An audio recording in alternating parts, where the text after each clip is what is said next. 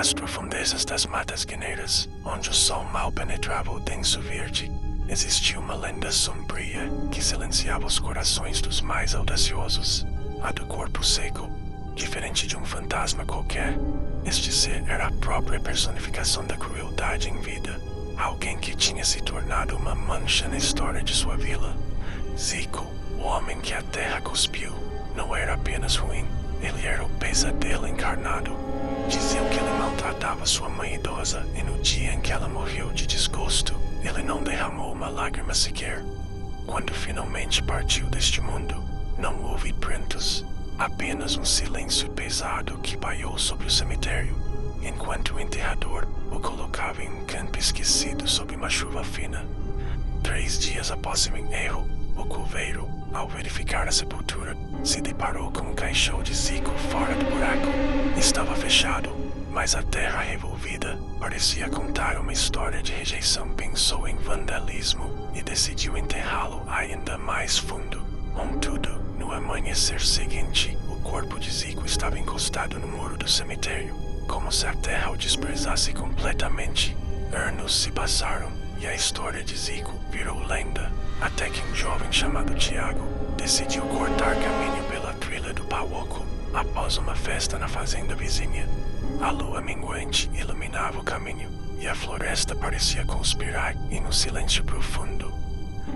No meio da trilha, Tiago avistou algo estranho agarrado ao tronco de uma gameleira. Não era apenas um galho, eram dedos longos e curvados com unhas pretas. Ao se aproximar, um cheiro de poeira antiga e carne seca invadiu suas narinas. O vulto se desprendeu, acompanhando um estalo de ossos secos, revelando uma carcaça viva. A pele grudada nos ossos parecia couro velho, sem uma gota de sangue ou umidade.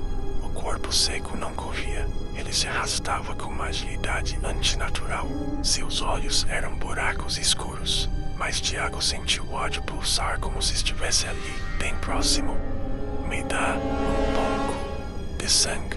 A voz do corpo seco soava com o atrito de 2 lixas de metal, arranhando a alma de Tiago.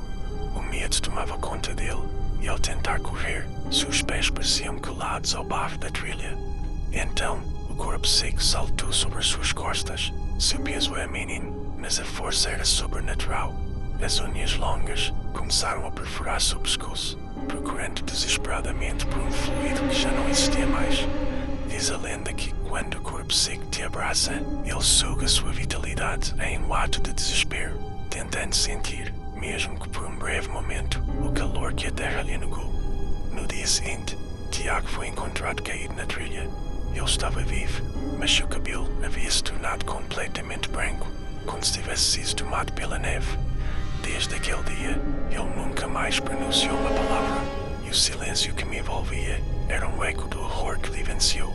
No tronco da gameleira, cicatrizes profundas das unhas de Zico permaneciam, marcando o lugar e esperando o próximo viajante desavisado, que como Tiago, poderia se encontrar com o espectro do passado e a única coisa que o corpo seco mais desejava, o descanso eterno. A tradição popular dizia que a única forma de se livrar de um corpo seco era levá-lo para uma caverna profunda ou para um lugar onde o sol nunca batesse, permitindo que ele apodrecesse sem contaminar o chão sagrado. Mas para Tiago, o destino já estava selado, e no silêncio que guardaria paz sempre nas matas mineiras,